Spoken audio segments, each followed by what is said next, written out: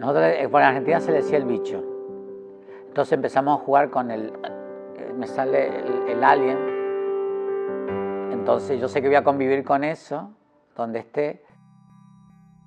Ya le decimos el hijo, a veces también, mi niño, porque yo digo, ese alguien, porque hasta puede tener rostro, porque tiene padre también, eso es lo real, porque el padre desaparece.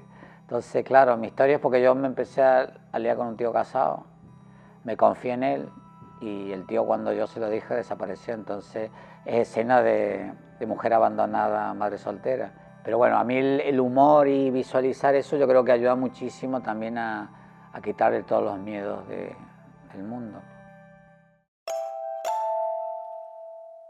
Yo me llamo Joaquín, mi apellido es Sovilla, que me gusta remarcarlo porque somos muy pocos Sovillas. Yo tengo 49 años, nací en Argentina, en una ciudad pequeñita que se llama San Luis. Estudié con los salesianos, con 13 años empecé en un colegio interno y allí, por cuestiones divinas o lo que sea, considero que tenía vocación para la vida religiosa y para mí entrar en los salesianos, que es una congregación a nivel internacional, fue como descubrir un mundo fuera de mi pueblo. Pero bueno, fui cambiando y las cosas cambiaron y salí del seminario, pero yo seguí trabajando con los salesianos. Yo me recibí de profesor, soy profesor en filosofía y ciencias de la educación con orientación en pastoral juvenil. Es decir, todo eso lo recibí con la formación con los salesianos. Y el tema del VIH, en realidad es un tema que nosotros con un amigo lo teníamos siempre allí porque era como un tema muy, muy lejano. Y siempre nos cachondeamos un poco, nos reíamos un poco cuando pasábamos a un hospital donde estaban en la atención primaria, sobre todo con la gente con VIH, en la ciudad de Córdoba. Y este amigo tenía la frasecita, él decía, como estábamos rellenitos, él decía que cuando tuviésemos VIH-Sida en ese momento, que era la palabra más que VIH, decíamos que íbamos a adelgazar, que nos íbamos a encontrar espléndidos, pero en plan de cachondeo. Y con él empezamos a jugar un poco, a obligarnos y a tomar conciencia de que había que empezar a hacerse las pruebas. Estoy hablando mediados de los 90. Entonces yo me fui relacionando por ese lado, desde un poco del humor, fui intentando acercarme a la idea de que, bueno, esta era una realidad con la cual yo podía también estar afectado y muchas veces la vida sexual era como un poco también con ciertas paranoias. Pero bueno, esos miedos, a mí yo seguí trabajando como profesor, he trabajado en Tierra del Fuego, hasta que me terminé un poco hartando de la realidad en Argentina y de mi situación en Tierra del Fuego, porque me aburría, entonces había llegado como un límite y con 32 años dije, me voy. Y hay una frase que siempre nos repetían los curas, que en algún momento de la vida hay que cumplir un sueño que uno considera ser un sueño loco, un sueño que rompe un poco la rutina.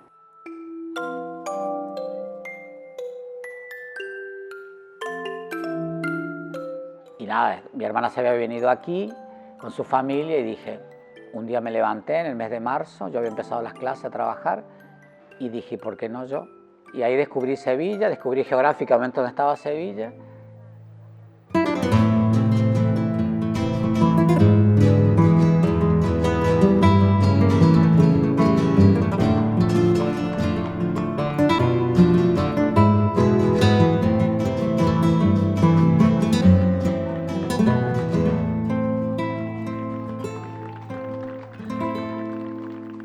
Bueno, ser positivo implica tener un lado negativo. Ve siempre el lado bueno de las cosas, no el lado malo. Que quieras aprender de todo lo que te ofrece, lo que te rodea. Para mí ser positiva es moverme con lo que va fluyendo, tirar para adelante con el miedo, con todo lo que yo soy, con la capacidad que yo tengo, con la motivación. Cuando agarro el miedo soy positiva, el miedo siempre está.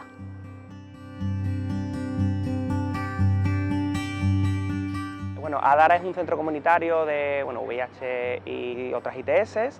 Trabajamos en la prevención de infecciones de transmisión sexual. Desde hace unos meses somos además checkpoint, como se llama, que intentamos realizar pruebas de distintas ITS a las personas que se encuentran en los grupos de riesgo para tener este tipo de infecciones. Partimos de la base de no tener nunca una actitud paternalista, de no juzgar nunca a las personas, puesto que cada uno vive su sexualidad como la quiere vivir, y simplemente informamos. Nosotros somos una ONG y por tanto luchamos sobre todo contra el estigma de las personas que viven con VIH y las apoyamos en aquellos casos que fueran necesarios, ya sea de asesoramiento legal o judicial.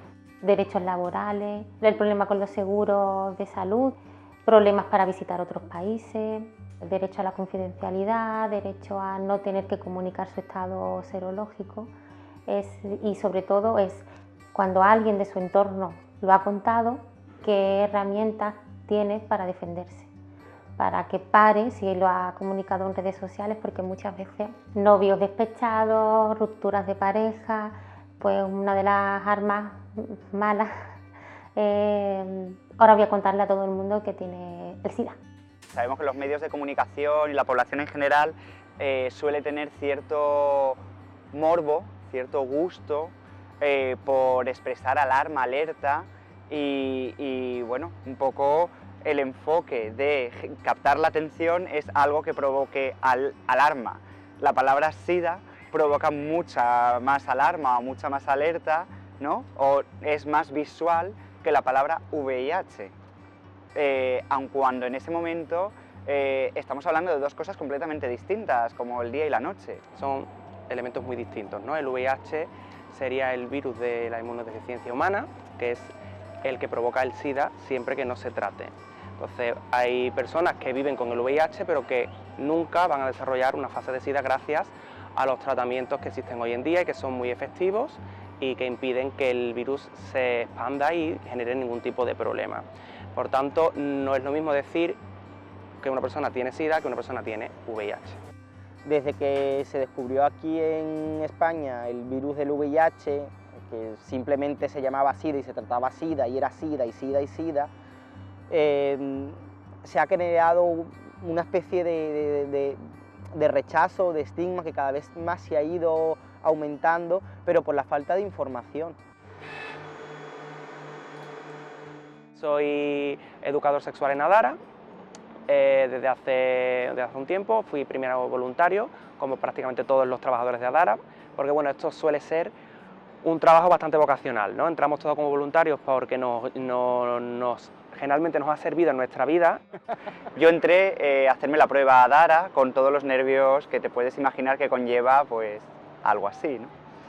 Sobre todo desde el desconocimiento. Y cuando yo salí de allí era otra persona completamente distinta, es decir, la intervención que me hizo en ese caso concreto otro de los compañeros que sigue a día de hoy fue tan brutal que yo salí de allí diciendo yo quiero ayudar a transformar la vida sexual de la gente dándole esta tranquilidad y ayudándole a vivir su sexualidad de una forma plena, satisfecha y sin culpa, sobre todo, ¿no?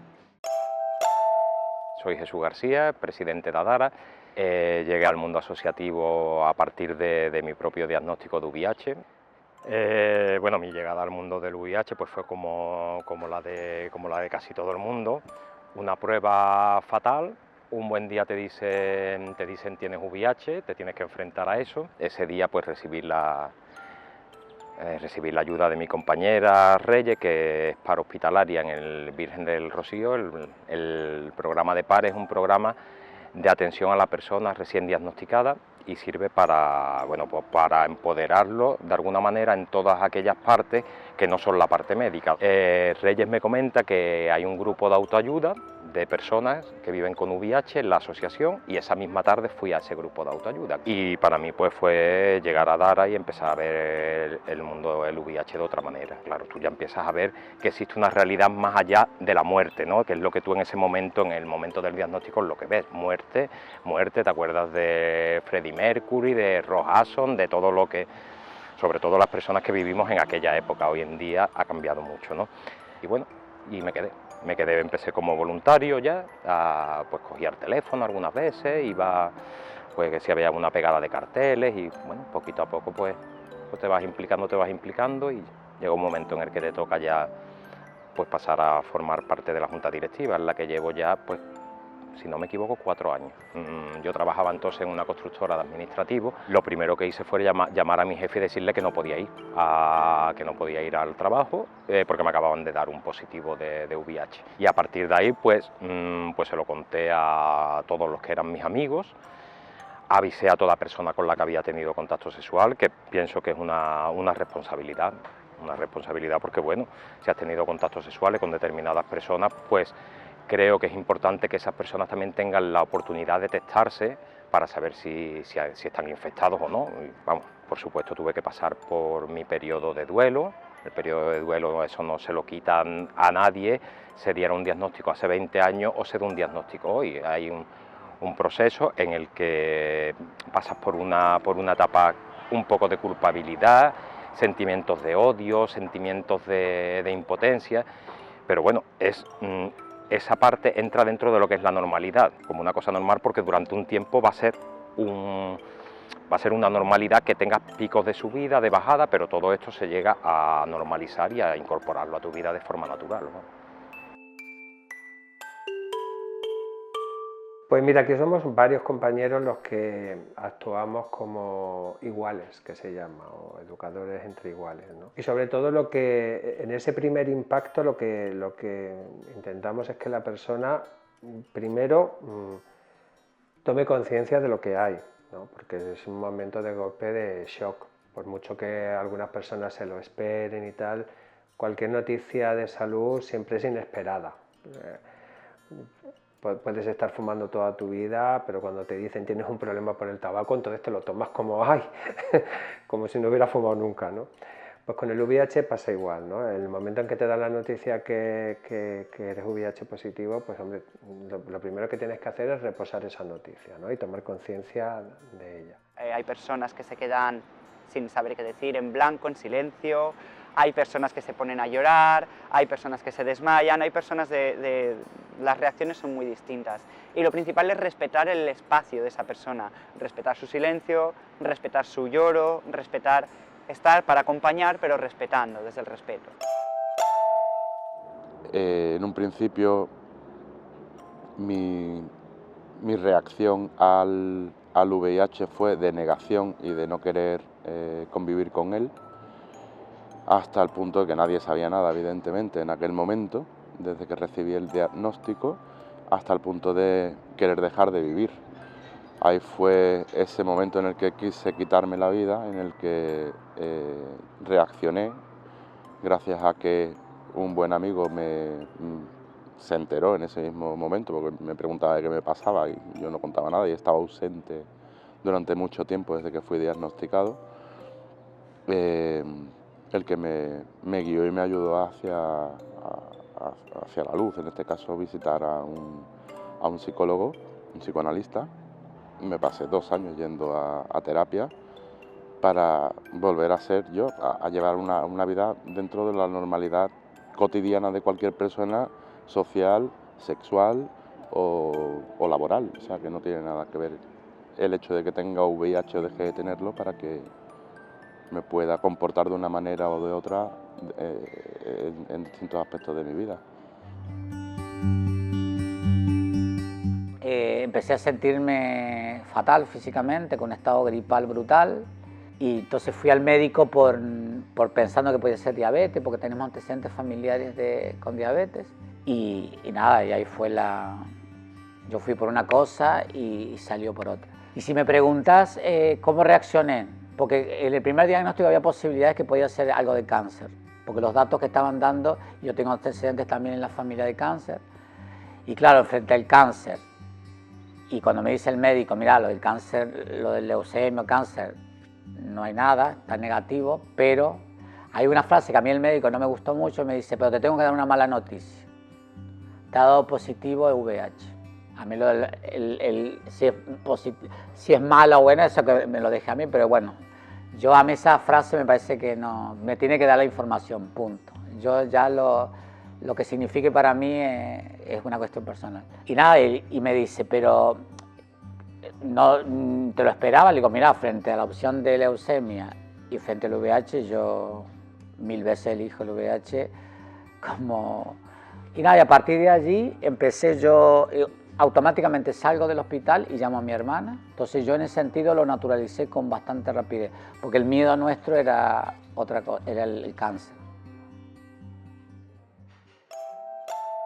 Pues me llamo Diego García y soy actualmente el director de uno de los servicios que tenemos, que es el Sevilla Checkpoint. Yo había vivido en Estados Unidos, en Los Ángeles, a principios de los años 90, y allí pues, tuve muchos amigos que eran VIH positivos y también estuve en contacto con el movimiento activista de los derechos de las personas con VIH en aquel momento, ¿no? Entonces, cuando regresé a España en el 92, empecé a colaborar muy activamente en mi ciudad natal, en Murcia, con un grupo de personas que crearon lo que era el Comité Antisida de Murcia, que era pues, una respuesta inmediata a las necesidades de apoyo a personas que desafortunadamente en aquel momento pues, no tenían muchas posibilidades y fallecían, ¿no? Entonces nosotros estábamos ahí pues para dar todo el apoyo que la sociedad de alguna manera no daba. Entonces yo estaba muy concienciado, vamos, yo no era VIH positivo, pero estaba allí, vamos, trabajando como voluntario y dando todo lo que podía, ¿no? Porque consideraba que era una cuestión de derechos humanos fundamentales, ¿no? Y me hacía las pruebas regularmente. En uno de esos chequeos, que fue en el año 96, di positivo. Con lo que llevo viviendo con VIH ya pues 21 años aproximadamente. Bueno, ese fue mi inicio, ¿no? A pesar de que yo era un tema que controlaba y que de alguna manera lo había vivido y lo vivía en primera persona, en la ayuda y en los derechos, en pedir los derechos de las personas, cuando te lo dicen a ti, ¿no? Cuando te dicen, pues has dado positivo, ¿no? Pues sigue siendo un impacto, ¿no? Pero enseguida también me puse las pilas y pude decir aquí hay que tirar para adelante y hasta ahora.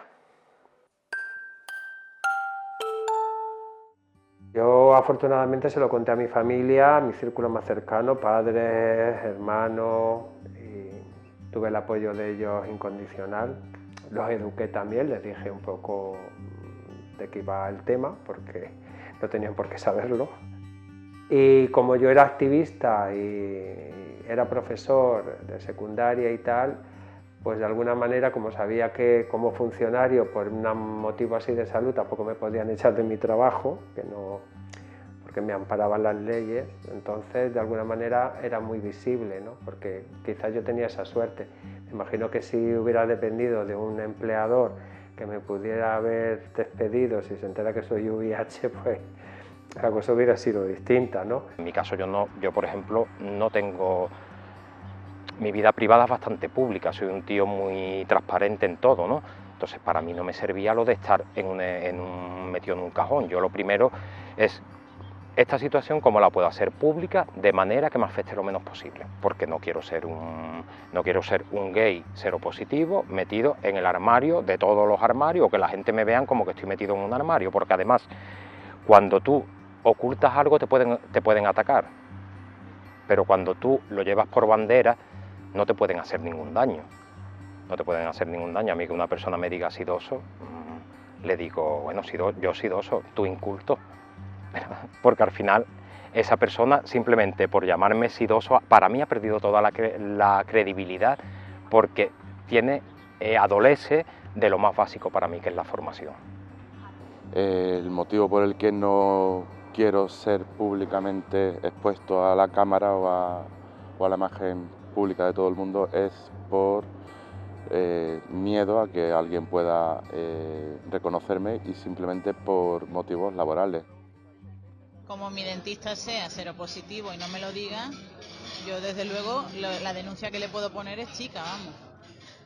Tú no tienes la obligación legal de comunicar tu estado serológico a ninguna pareja tuya, a ningún familiar, a ningún amigo. No existe tal obligación. No estamos obligados en ninguno de los casos, que muchas personas dicen, es que tal persona no me dijo que tenía VIH, es que no te lo tenía que decir. Además que hay gente recién diagnosticada que llega y dice, bueno, yo ahora a ver cómo se lo cuento a mi madre, a mí, y yo no, tú no tienes que contar nada hasta que tú quieras contarlo. Y si es dentro de 5 años, bien, y si es nunca, va a ser también bien. Y la gente se queda como, uy, es que tengo que contarlo. Y además lo viven como que es un secreto, como que agobio, qué miedo, no quiero... Y se lo voy a contar al más allegado, pero ¿y si me traiciona? Ay, es mucho, mucho miedo. Y mucha culpabilidad. De esto me lo buscan muchas veces, sentados así como estamos tú y yo, me han dicho, es que esto me lo he buscado yo. Nunca busqué quién podría haber sido la persona que me infectara, no me importó en ningún momento, que pienso que también es una cosa positiva, porque el intentar echar las culpas fuera no es la solución. Pues yo siempre digo, el responsable, el que dejó que no usase preservativo he sido yo, es decir, que permitió, ¿no? Pues yo en ese sentido soy como muy sumiso, ¿no? Es un problema que yo tengo en general. Para no incomodar o para miedo por cuestiones mías de autoestima, a veces si el otro, no soy de los que la tienen muy clara y te lo ponen en el límite muy rápido. Yo en ese sentido soy muy estúpido y ya nada, si el otro, por la razón que sea, y él consideraba que no lo quería usar, claro, entonces, pero dije, el responsable soy yo. Al principio sí, me culpaba de que todo mi mal o todo mi malestar, y a lo que me tenía que enfrentar era culpa de una tercera persona. El sexo es sexo y el sexo no es malo por sí mismo. Los dos lo hicimos de forma consciente, los dos lo hicimos sin protección y no puedo culpar a nadie de nada. O sea, es algo que ocurrió porque tuvo que ocurrir y tuve la mala suerte de que me ocurriese a mí, y la otra persona tenía la mala suerte tuvo la mala suerte de que le ocurriese lo mismo y encima no saberlo, no estar informado del tema. Aquí no hay culpa, ni culpables ni culpados, aquí lo único que hay es desinformación, básicamente, y el control debería de ser más accesible, debería no solo estar, supongo, en las asociaciones de enfermedades de transmisión sexual, debería de ser algo que estuviese más cercano a la gente joven, a todos evidentemente, pero a la gente joven, que son los que van a descubrir la sexualidad más pronto que tarde. La salud sexual pasa por hacerse pruebas, la salud sexual pasa por una serie de cosas que tiene que la persona interiorizar y ser responsable de ello. No basta con decir, bueno, yo tengo relaciones desprotegidas, pero tengo relaciones desprotegidas con gente que conozco. Eso no es salud sexual. Tú no puedes depender de que los demás cuiden de su salud sexual. Tú tienes que cuidar de la tuya, y cuidar de la tuya implica uso de preservativo, y en el momento en el que no se use o no se use de forma consistente, pasar por el tema de hacer pruebas. Por lo tanto, también sería muy importante, y es por lo que luchamos desde las ONG, el acercar la prueba y todas las formas de testeo a la población, que la población no tenga que ir pidiendo una prueba como el que está suplicando o al médico de cabecera, que casi siempre además le dice a las personas, bueno, pero tú ¿por qué te quieres hacer la prueba? ¿Pero por qué? ¿Por qué? ¿Por qué? Bueno, porque me la quiero hacer, o sea, no poner tantas trabas. Yo he tenido que vivir en mis propias carnes como el hecho de pedir a tu médico, no a todos por supuesto, pero en mi caso sí lo fue, a tu médico una prueba de VIH, te genera un rechazo y una pedir explicaciones que no está fundamentado, porque escuchamos por un lado que hay que hacerse una prueba una vez cada 6 meses, pero si vas a pedirla a tu médico, te dice que por qué la pides, que te pongas el condón. El desconocimiento llega hasta lo más profundo de digamos, incluso los engranajes del sistema sanitario. Evidentemente no hablo de aquellos profesionales que se dedican a las enfermedades infecciosas y al VIH en concreto, sino de aquellos otros que están más alejados. Por lo que he oído, se habla mucho eso de que se está perdiendo de nuevo el miedo al contagio, porque como ya existe un tratamiento, ya existe un control, ya no es esa epidemia maligna que mata, otra vez se están volviendo locos y no tomando medios para evitar el contagio.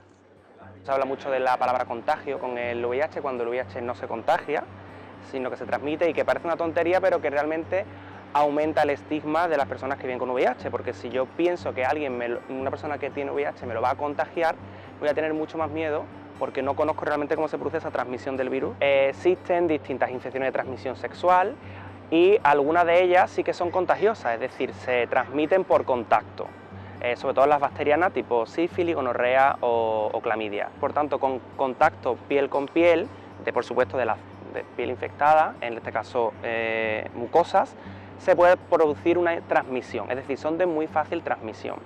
Pero el VIH no.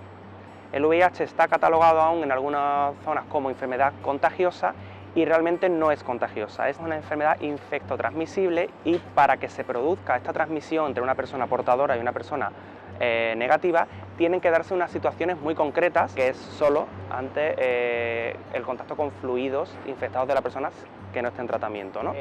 Lo que te planteas es, me voy a tomar durante el resto de mi vida un tratamiento que prácticamente es inocuo a día de hoy, que cuanto antes empiece a tomármelo y antes sepa que tengo VIH, voy a llegar a ser indetectable, es decir, no voy a tener carga viral en mi sangre, ni en mi semen, ni en mi fluido vaginal, ni en la leche materna, en nada. Voy a poder mantener relaciones sin infectar a nadie. Hemos llegado a un paradigma en el que tomar tu tratamiento y llegar a la indetectabilidad es curarte tú y curar a todo lo que tienes alrededor. Es solo eso, el tener que tomar una medicación por la noche antes de ir a la cama. Es algo que está como el tener que ir al baño, no sé cómo decirte, una necesidad que tienes que tienes que tener para continuar sano, pero que no afecta en mi día a día. Yo, curiosamente, antes de tener VIH, pues fui víctima de ese terror que había con el VIH. Necesité durante años asistencia psicológica y psiquiátrica porque pensaba en cada una de mis relaciones sexuales que iba a coger el VIH. Entonces no paraba de hacerme pruebas, o sea, entré en una vorágine de pruebas, de no creerme las pruebas, de leer, de mala información, que es lo que casi siempre obtiene la persona cuando, por ejemplo, mira información en internet. Puede llegar el caso en el que pongas VIH y dolor de pie y que te aparezca que un dolor de pie puede ser un síntoma de VIH, porque claro, toda la información que existe en internet no es información verídica. Es que yo he buscado en internet y dicen que se te cae la piel o que se te sale en mancha. No, eso es una de las cosas que nosotros también decimos, evitar el consultar páginas que no sean fiables, porque en internet aparecen barbaridades. Hay tantas y tantas aberraciones y tantas mentiras, por así decirlo, que lo único que generan es más rechazo, más desinformación y mucho más desconocimiento.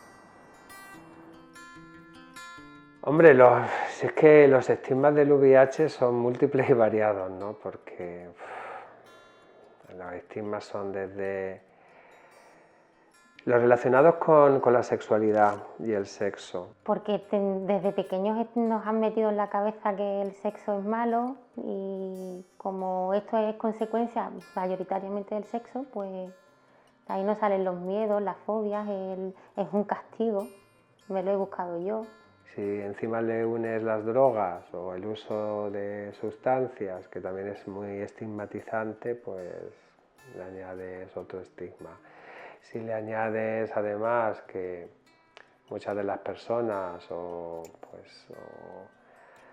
pertenecen a colectivos que son muy vulnerables o que son colectivos que con unas necesidades muy especiales, ¿no? O gente que está detenida o en centros de detención o inmigrantes o trabajadores y trabajadoras sexuales, pues ya le vas añadiendo pues más vuelta de hoja, ¿no? Y de pronto, claro, le cae a una ama de casa que no se ve miembro de ninguno de esos grupos o a un hombre heterosexual que no se ve miembro de ninguno de esos grupos y tal, pues claro, todos esos estigmas que en su cabeza funcionan con el VIH dicen, pero ¿qué hago yo formando parte de esta colección, no?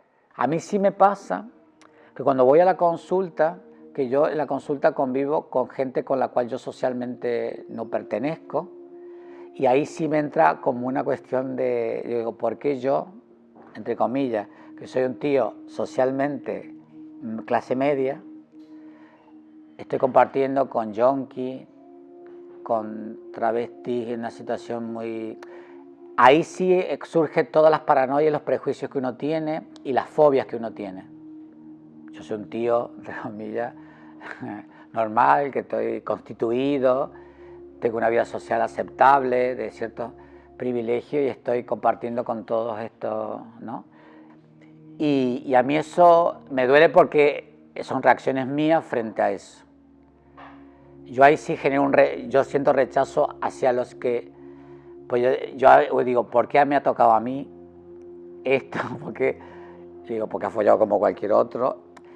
Y eso es una cosa que yo lo intento trabajar cada vez que voy a la consulta, Intento hacerlo, pero soy consciente de eso, ¿no? De que para mí el tener VIH ha representado también lo marginal, ¿no? Lo oscuro. Yo conocí a grupos de personas que vivían con el VIH, pero me costaba interiorizar que esas personas vivieran bien. Cuando estaba con ellos yo decía, hay que ver que yo estoy mal y son ellos los que tienen el problema y ellos están felices, ¿no? Me acuerdo en concreto de una situación en una discoteca de Madrid, que mientras que todos estaban bailando yo me quedé así como asustado, como diciendo, si es que en el fondo parece que están condenados pero no se dan cuenta. Luego me tocó a mí y una vez que me tocó a mí el diagnóstico de VIH, pues empecé a vivir la realidad ya, asumiendo lo que era vivir con VIH, cuáles eran las dificultades. Cuando tú das por sentado que la sociedad te tiene que discriminar es cuando tú entras ya en una autodiscriminación. Entonces pues yo dije, no, esto lo voy a vivir como si yo llevara mi vida fuera una mochila, yo me he echado una piedrecita más en la mochila, pero esa piedrecita no va a impedir que yo desarrolle mi vida, simplemente si tengo una piedrecita pues desarrollaré más la fuerza de la espalda, ¿no? Pues una cosa así, ¿no? También nos desplazamos a lo que son institutos con personas jóvenes y damos las formaciones. Bueno, al principio las caras de los chavales, de quiénes son, qué hacen aquí, también se encuentran a lo mejor en una edad complicadilla, pero como que hay una incertidumbre. Después de presentarnos, de decir de dónde venimos, nosotros comenzamos lo que son las sesiones con la siguiente pregunta. ¿Tendrías una pareja con VIH? Claro, es cuando empieza el murmullo. Y a lo mejor les cuesta arrancar, pero cuando ya empiezan a tomar un poquito de contacto, las respuestas que recibimos básicamente son las mismas. Creo que en muy pocas ocasiones ha variado, pero la respuesta directamente es un rotundo no. Y nosotros preguntamos por qué. Las personas que se infectan de SIDA se lo merecen por el tipo de vida que llevan. Si te metes en la cama con cualquiera, cualquier cosa te puede pasar. Yo reconozco que no tendría sexo con uno. Vale que con sexo seguro no hay nada que temer, pero yo no terminaría de relajarme y al final el sexo es para disfrutar. Yo lo siento, pero siempre que veo a un famoso infectado de SIDA es homosexual. Esto me da que pensar. Anoche vi un programa donde decía que los seropositivos se curan, así que el que está enfermo es porque quiere. A mí me daría mucho miedo que en el colegio de mi hija haya un niño que sus padres tengan SIDA y no lo supiera yo. Eso es un riesgo innecesario y no tengo que correrlo. Una vez contó un chico que me llamó mucho la atención, mi madre me tenía aparte mi cubierto, mi plato, mi vaso. Y yo le decía, pero ¿cómo? Pues, pero tú me lo habías explicado a tu madre. Sí, pero ella tenía muy claro que mis cosas estaban aparte de los de mis hermanos. Me dijeron que tienes VIH. Hombre, pues te toca operarte el último. Hombre, ya con la anestesia puesto, pero si va a pasar quirófano ahora, ¿cómo me vaya a meter en quirófano ahora el último hasta las 3 de la tarde yo con una epidural puesta, señores?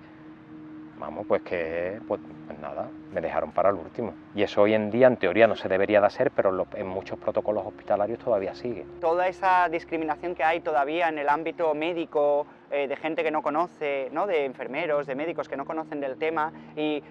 pues a ti tú tienes VIH y es a lo mejor una intervención ambulatoria, te dejo para el final. ¿Cómo te dejo para el final? Si esa persona está en tratamiento, está indetectable, no representa mayor riesgo que otra. Y un comentario que me hizo una chica que no se me olvidará en la vida, que no la conocía de nada, estábamos en una reunión de mucha gente, muchos amigos, y yo no la conocía de nada, era amiga de otro, y me dijo, ¿dónde trabajas? Yo, pues ahí en Adara, en Pajés del Corro, una asociación de VIH, y me dice, o tienes VIH o eres bollera, ¿no?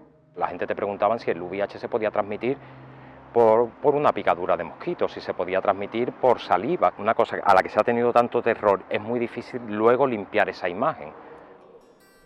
Tenemos que hacer formaciones, pero formaciones desde la escuela, o sea, porque la sexualidad pienso que debería de ser una asignatura hoy. No solamente el tema de las ITS, está el tema de la diversidad sexual y que de esa diversidad sexual y de ese respeto pues luego van a venir muchas cosas favorables, o sea, que se acaben pues con las homofobias, la discriminación y la distinción hasta en el mundo laboral entre hombres y mujeres, el que haya una buena salud sexual y las personas seamos responsables de lo que hacemos cuando tenemos sexo, o sea, que no se puede estar teniendo sexo sin estar formado, sin saber a qué enfermedades estamos expuestos.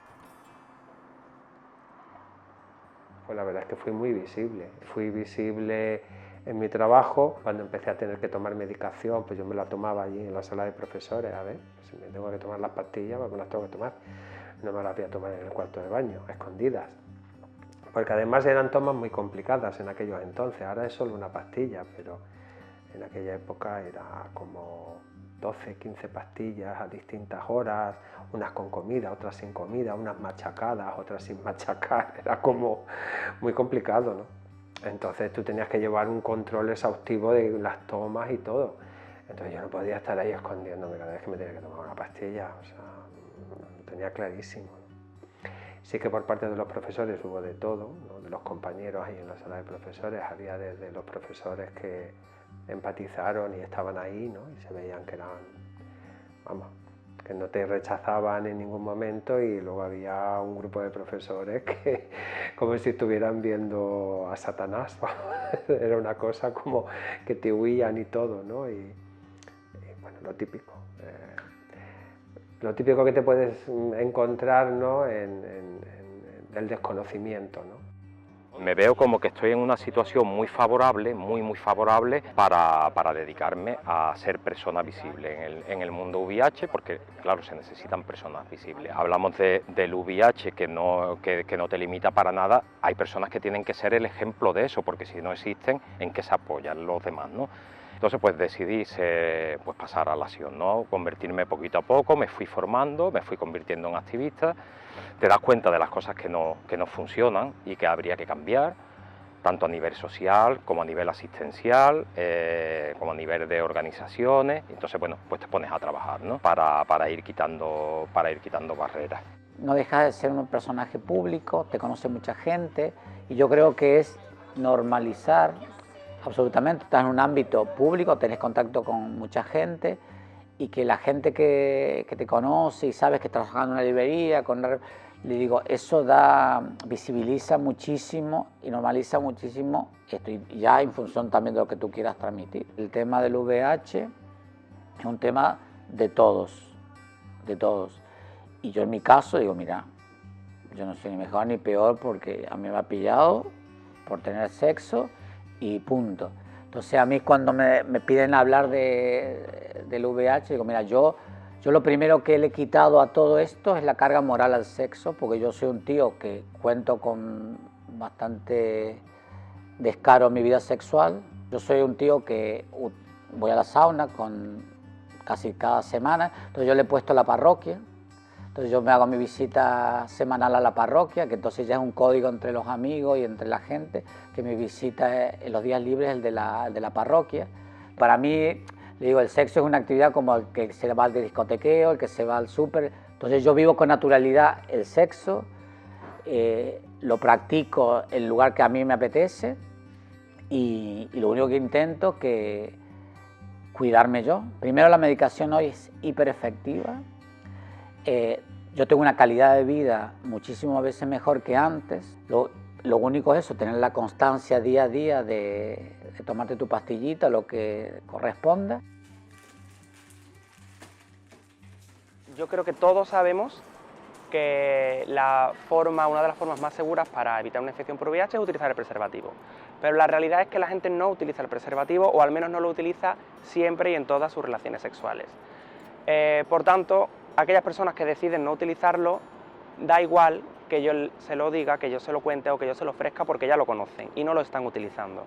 Por tanto, el preservativo es una herramienta más que es muy útil para ciertas personas. Existen otros medios, entre ellos la PrEP. La PrEP es un medicamento que, tomado de forma correcta y con los controles necesarios tanto antes y durante el mismo, evita de forma muy eficaz la transmisión del VIH. Las personas que están en PrEP se les hace un control cada 3 o 6 meses de infecciones de transmisión sexual, de forma que cortamos todas las cadenas de transmisión. Si yo sigo los controles del protocolo para la toma de la PrEP, me voy a proteger del VIH, voy a proteger al resto de la sociedad y voy a cortar cadenas de transmisión frente a otras ITS.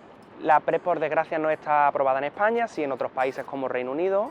Por ejemplo, en Londres han bajado un 80% las nuevas infecciones por VIH. En la mayoría ya muchísimos países de la comunidad europea y desde el año 2012 en Estados Unidos está aprobado, además con una reducción anual en sitios como San Francisco, donde había una incidencia de nuevos casos anuales brutales, pues se ha reducido en un 70% anual.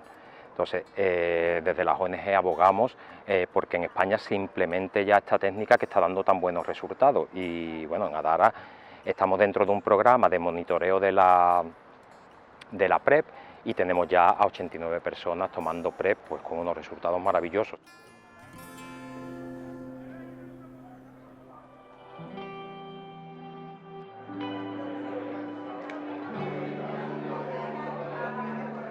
Tenemos la suerte aquí en la ciudad de Sevilla de contar pues con un grupo de artistas comprometidos con el VIH. El mundo del arte y el VIH vienen unidos desde el principio de la pandemia. Y bueno, sin daros mucho más la lata, pues bienvenidos y queda inaugurada la exposición Masar en su segunda edición. Muchas gracias. El arte habla. Todo tipo de arte está hablando, está transmitiendo, está comunicando. Y es una manera muy sana, ¿no?, de mostrar algo que pueda estar invisible, ¿no?, a la hora de algo que la gente calla, y mediante el arte se dice de una manera muy sana y muy, para mí, muy emotiva también, ¿no? Viviendo con el peso del metal, una escultura obra abierta que se hizo por el Ayuntamiento de Sevilla y la ONG Adara. Intentaba hacer reflejar un poco en la escultura, en el proceso de creación, de ir un poco pensando cómo hacer, qué hacer en sí. Pues bueno, pensé en crear un volumen cúbico en cada lado, pues que son 4 lados lo que represento dentro de ese cubo, ¿vale? Pues lo hago como si fuera una placa de microscopio, calando ese material, ese acero inoxidable que uso, creando una forma que interprete de una manera abstracta a esa célula infectada por el virus en infografía. Cada plano visible de la escultura pues, representa una imagen diferente, ¿no?, que es un poco también la visión diferente que podemos tener cada individuo a la hora de mirar las cosas en la vida. A los niños, los chiquillos, les da por acercarse mucho, es como un juego mirar. Y bueno, y esa atracción que han tenido siempre rodeada de niños, los niños que se meten dentro, que no deben, pero se meten dentro y tal, pues los padres, claro, yo creo que han dado mucho más interés en decir, bueno, ¿esto qué es? ¿Qué hace aquí? ¿Y por qué está aquí?, ¿no? O sea, claro, el acercar al arte dentro de una causa tan importante como esta y tan considerada en toda su evolución y apoyo a estas personas que han tenido esta enfermedad, pues acercar el arte a ellos y llevarlo a la calle, a un sitio de paso tan amplio como es la Alameda de Hércules en Sevilla, pues ha hecho que, bueno, que la gente esté más, yo pienso que más informada y con más carácter positivo respecto a toda esta historia, ¿no? El proyecto es eso, a ellos, a los que están y a los que ya no están con nosotros, por supuesto.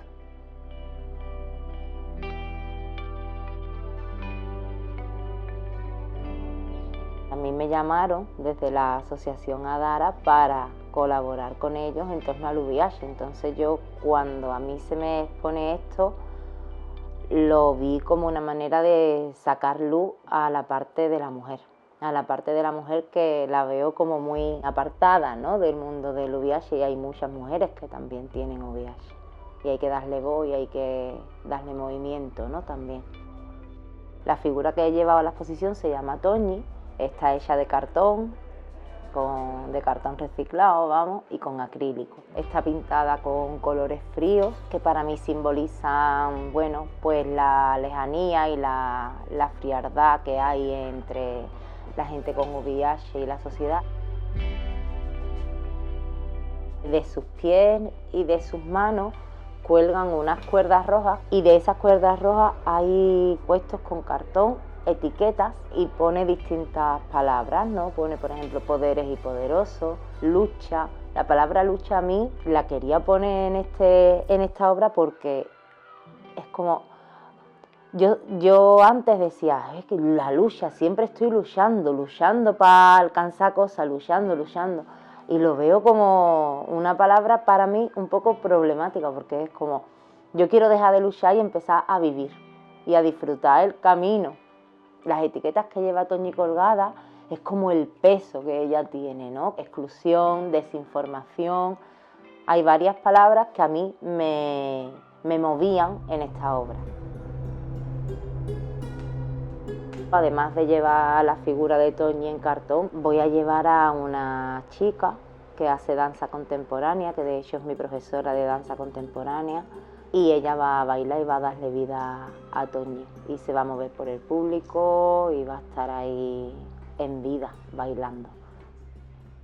Y es un simbolismo de, bueno, de que ojalá pasara eso, ¿no? A muchas personas, no solo con VIH, sino y a todos, ¿no? Que podamos movernos en libertad y bailar, aunque nos estén mirando, ¿no? La libertad soñada de la persona. La mujer con VIH está presente, no se queda a la sombra. Eso es lo que yo quiero y lo que creo que consigue un poco Toñi bailando a la vida, ¿no? Hombre, deberían de haber millones más de artistas para cambiar este mundo, porque el mundo está un poquitín loco. Y los artistas más, pero bueno, sí. Creo que si cada persona sacara el artista que lleva dentro, que todos tenemos uno, el mundo cambiaría radicalmente. Animar un poco a la gente a salir un poquito del miedo, ¿no? A salir de esa irracionalidad, de ese temor profundo al rechazo, porque realmente quien mejor puede educar a esta sociedad con respecto al VIH son las personas que viven con VIH. Esas son las personas que realmente tienen el poder de cambiar su entorno y cambiando el entorno en el que viven, cambiar la sociedad. Mira, vete a alguna asociación, vete a algún grupo que sientas que no sos ni el único, ni vas a ser el único. Esto lo tiene Joaquín, lo tiene Carlos, lo tiene Marta, es decir, lo puede llegar a tener por distintas circunstancias. Puede tener VIH, que esto es crónico y que no te va a traer grandes desgracias, que no te lo va a traer. Y que lo peligroso de todo esto de tener una enfermedad de transmisión sexual es el tenerla y no saberlo, tomando las precauciones que debes y haciéndote las pruebas pertinentes cuando corresponden al menos una vez al año, tengas o no relaciones de riesgo, vamos a poder controlar la enfermedad, erradicarla en el sentido de que, ya que solución médica no se encuentra de momento, que muera con nosotros, no que sea siempre transmitida en generaciones sin necesidad. La mejor forma de luchar contra el VIH es hacerse la prueba, que la gente pierda el miedo, que un positivo en VIH hoy no conlleva lo que conllevaba antes y que es bueno tanto para la propia persona como para el resto de la sociedad.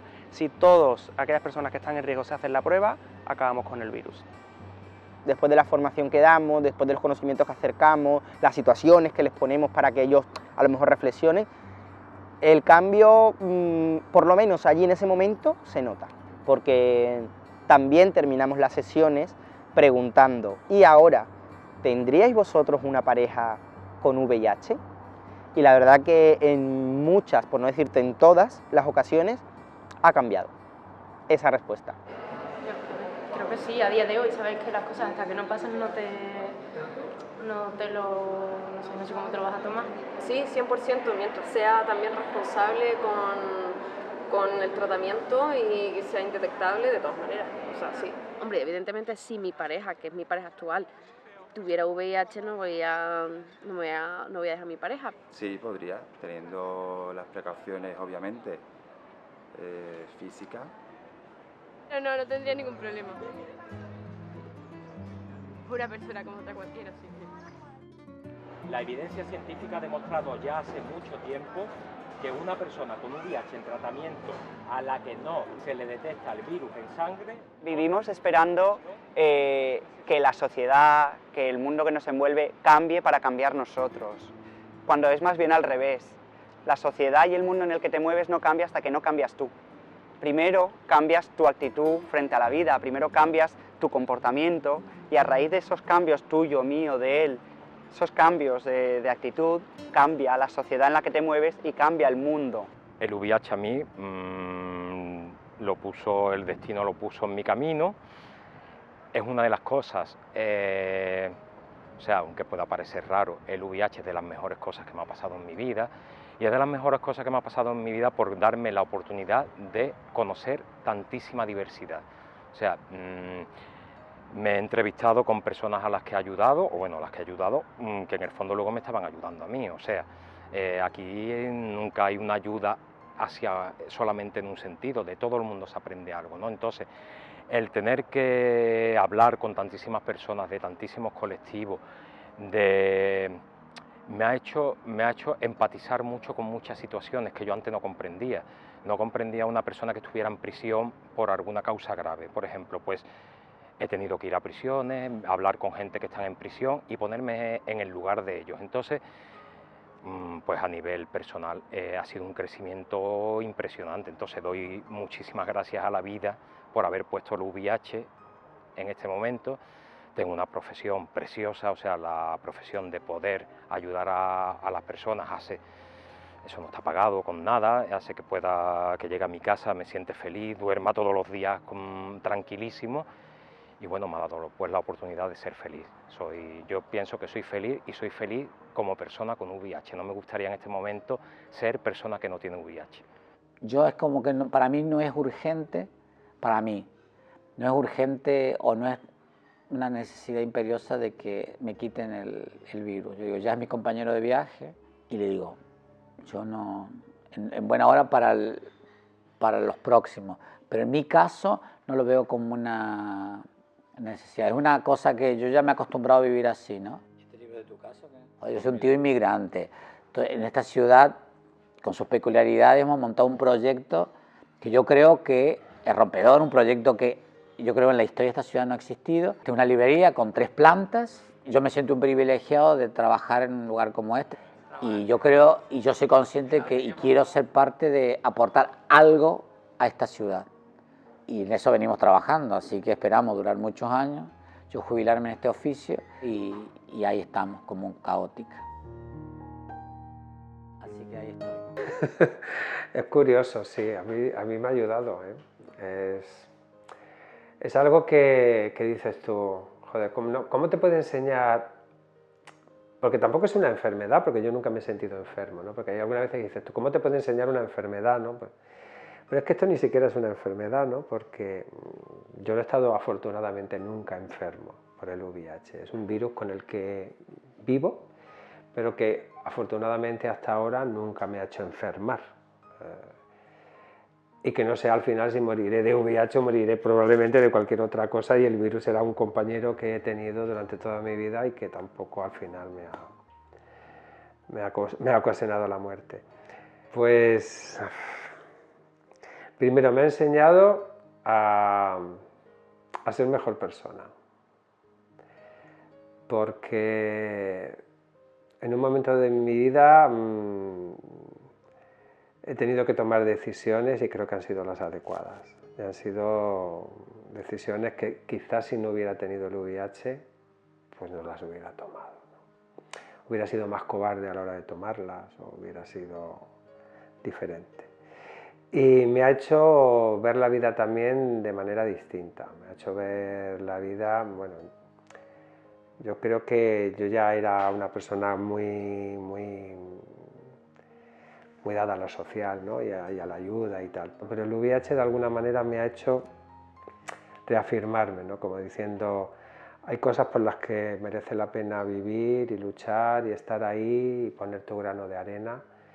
Y pues el VIH de alguna manera ha reforzado esa idea que yo tenía de que sí, tienes que estar en lo que merece la pena verdaderamente. Solo tienes una vida, ¿no? Y si esta vida te la pasas perdiendo el tiempo en cosas que no merecen la pena, pues se te ha ido la vida y ya está. Para mí el ser positivo es parte en este caso, de la vida. Como podría haber tocado otra cosa, quizás también sea por la formación hasta religiosa que uno ha tenido, que yo creo que uno es responsable de las cosas que hace. Y a mí el momento de que se me diagnostique y tener conciencia de que la vida tiene un límite y tiene sus cosas, para mí eso ha sido clave. Que está ligado a mi manera de relacionarme, cómo me he relacionado y yo tengo que asumir eso. Entonces, para mí ser positivo es ser responsable de la vida que yo tengo.